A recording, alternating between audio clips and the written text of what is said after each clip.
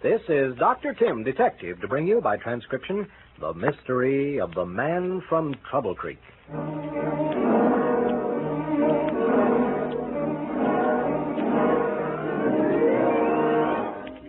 It was Jill, my landlady's daughter, who first brought the case to my attention. You see, Jill and her pal Sandy have helped me out on a lot of my cases, which are usually of the sort where mystery and medicine are combined. This morning, Jill and Sandy were standing by while I was looking for some rare but dangerous microbes under the powerful microscope I have in my laboratory. I don't know how the conversation started, but I remembered Jill asking suddenly, Dr. Tim, you don't always get paid for your cases, do you? Well, I'm not suffering from any want, if that's what you mean. I have standard fees for my crime investigations. Well, I don't mean exactly that. I was thinking of charity work. Well, you see, Jill, those are things that any doctor just naturally does in the course of events without any thought of reward. But would you help out a person? Just somebody in trouble the same way? Of course I would. Any doctor would. If you knew the number of free cases that doctors handle each year, you'd faint. Well, this isn't exactly a medical case. Well, it sort of is, too, but... There's something up your sleeve, isn't there? Well, I just kind of feel sorry for her. Oh? For whom? Mrs. Edwards. She's a friend of Mother's, and she hasn't any money and a family to take care of, and... Well, gee, Dr. Tim, she sure needs help bad. You see, her husband's sick. Only that isn't the worst part. He's disappeared. I thought maybe you might talk to her, and maybe you and I... And that was the way I first learned of the strange disappearance of Arnold Edwards, the man from Trouble Creek. Later that afternoon, Sandy and Jill brought Mrs. Edwards to my office. You see, Doctor, my husband and I live on a small rented farm at Trouble Creek. We have 3 tiny children, and, well, things just haven't been working out. In a money way, I mean. Well, gosh, don't they have places where you can go and get some help? Now, Sandy, just wait until Mrs. Edwards has finished her story. Everything went along pretty well until my husband started feeling bad a few months ago. He tried awful hard, but he just couldn't seem to get the farm work done. Just what kind of illness was it? I don't know. It's awful hard to get a doctor, and, well, there was the money, too. He complained of feeling tired, and he lost a lot of weight, and I thought he looked like he had a fever. Did he cough? I don't remember. Oh, yes, he did have a bad cold. How long did it last? That's the funny part. It never did seem to go away. It wasn't bad, but there was that cough that seemed to come back all the time. Gosh, Dr. Tim, what good are all those questions? He just walked away from home and disappeared. Well, yes, and even the police can't find him. Now, look, you kids. Every mystery has a number of causes, and you can't know too much about the background of everybody concerned in one.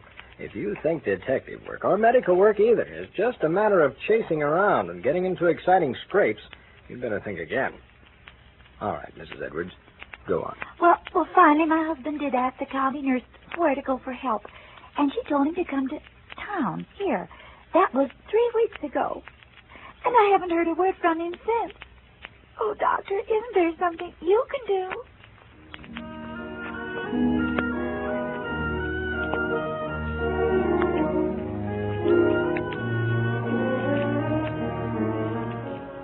Well, there I was. You can't say no to an appeal like that. And besides, she was Sandy's and Jill's own case, if you want to put it that way. The first time they'd actually come to me for help. I may be a sucker, but I just can't seem to turn down people in a jam. Mrs. Edwards was staying for a couple of days right in the house as a guest of Jill's mother. So I decided to find out as much of the picture as I could. First, I called the Missing Persons Bureau of the police department. Sure, Doctor, anything you want. You've given us enough help in your time, but I'm afraid there's nothing here on it. A usual routine investigation. Yes, we've checked the hospitals, the morgue, looked in on the missions for destitute men, Salvation Army and all that. No luck. After all, the man isn't a criminal, and there isn't very much to go on. Yes, you're welcome. I tried a few leads of my own, including a telephone call to the county nurse. But she was away on vacation.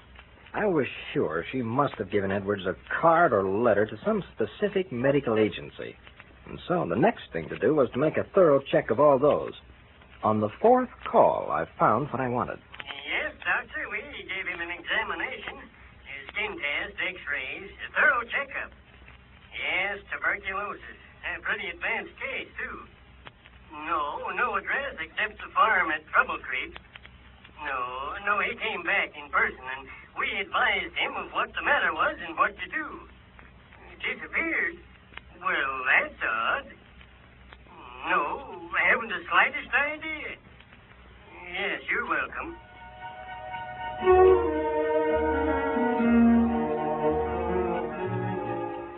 And there we were, at a dead end again. It wasn't even any news to me to discover that the Welfare Medical Center had diagnosed Edward's disease as tuberculosis. From what his wife had said, the conclusion was obvious.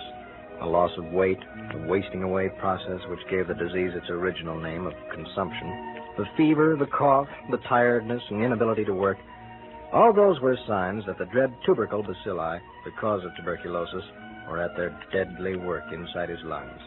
If the man was to live, those lungs must have rest, complete rest, to allow the healing processes of nature to do their job. That meant a hospital, specialized care, months, perhaps, of expert attention. But why had he disappeared from home? It wasn't until the day that Mrs. Edwards left to go back to Trouble Creek that things began to make sense. Sandy and Jill dropped into the laboratory, and Sandy announced proudly, Well, I guess we aren't so dumb. No, sir. You said to get background about everybody in the case, and we've got it. Well, let me disinfect my hands. I've been analyzing some poisons. Maybe we'd better have a conference. Find yourselves a chair there. Okay. We've got everything written down in a notebook. First, I want to say we interviewed Mrs. Edwards thoroughly. An excellent idea. Okay. Arnold Edwards, 39. Farmer. Born 1909. 2 brothers, 1 sister. I guess that's just like the way you put information down about your patients, isn't it, Dr. Tim? Oh, exactly. Went to school through the 6th grade. Then had to find work because of family circumstances. I must admit that after my week's rush of work and the extra task of trying to locate the missing farmer, I began to nod as Sandy and Jill in turn went through the long and irrelevant history of Mr. Edwards' life. I thought with a wry smile that I'd done my work too well when I suggested that backgrounds were important in a mystery. I hadn't the heart to cut him off. And then, coming to attention at a word or two after what seemed hours of case history, I snapped suddenly, Hey, go back there a few words. What was that you said? You mean about Mr. Edwards' mother? Here it is, Mrs. Edwards. Quote, 2 years ago, my husband's mother died. That was just before my youngest baby was born. She had lived with us What did she die of? She had it says here a Hemorrhage? of the lung. Now, hold on a minute. Answer this carefully. Did Mr. Edwards realize that his mother had died of tuberculosis? Oh, sure. His wife said it was a very sudden thing as far as they knew it. And the doctor talked it over with him. Gee, I thought TB took a long, long time to kill anybody. Not necessarily. Many times its onset and resulting death are very rapid. Anyway, I'm lost.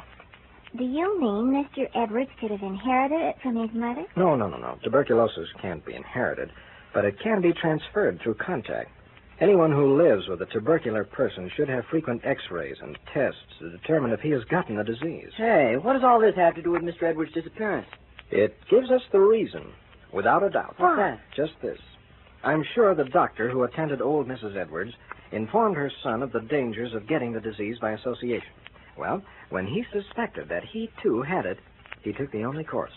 He made sure by a medical examination, and then, rather than expose his family to TB any further, he did what he considered the only possible thing.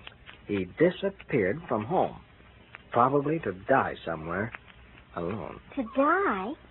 But gee whiz, can't TB be cured? It can. It's dropped from 1st to 8th place as a cause of death just in the last few years, thanks to medical science. Then we can save him. We can, and we will, if, and it's a big if we can find him. Now, go on with that background information. There were 2 clues to Mr. Edwards' probable whereabouts. The fact that before he became ill, he was interested in raising chickens and had hoped to experiment with breeding them to develop some new strains. The second point might or might not be important. He had been a bricklayer at one time in his life. And so, the search was on. We drew blanks on both scores. I was sure that our missing man would not be well enough for the heavy labor of laying bricks, but with the help of a picture which his wife had mailed us, we canvassed every building contractor in town. We did the same with every poultry raiser in the district. None had hired him. Dejected, we had just about decided that our man had left this part of the country when a telephone call came from Mrs. Edwards at Trouble Creek. Doctor, I've had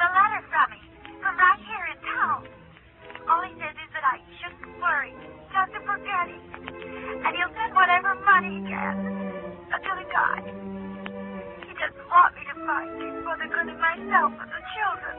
Oh, Doctor, please find him for me.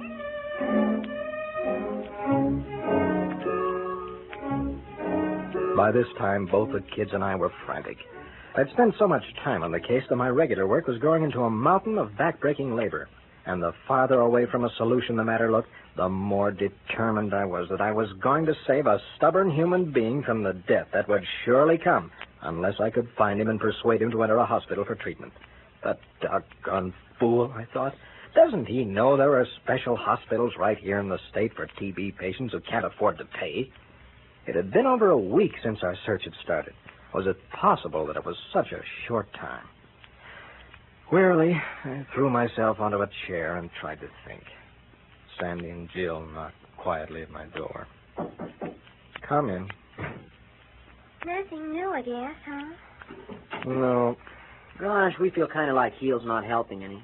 I guess there isn't anything else to do. I'm afraid not, kids. We thought maybe we'd go see the state fair. Tonight's the last night, and I'd sure hate to miss all the roping and the rodeo and the exhibits and everything. Yeah, it's really going to be a Lulu. Want to come along? Oh, I'm afraid I'm too tired, kids. You go on. You wouldn't have to do much of anything. If you don't want to watch the show, you could just wander through the exhibits and think.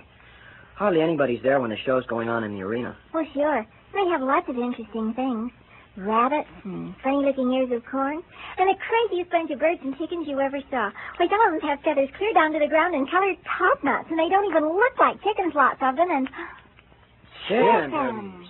Good gosh, do you suppose... Don't even stop to talk. Get me my hat and coat and let's get in that car, but fast. It's our last chance.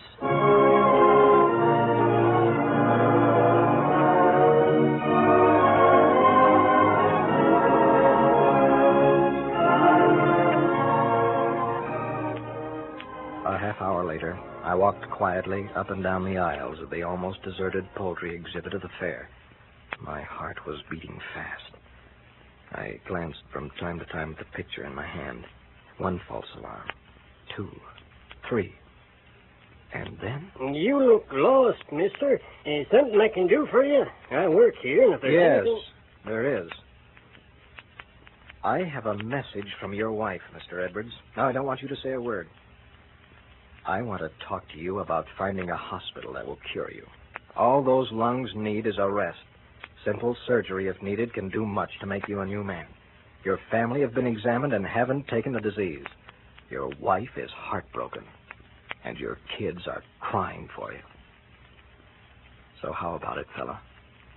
Shall we talk?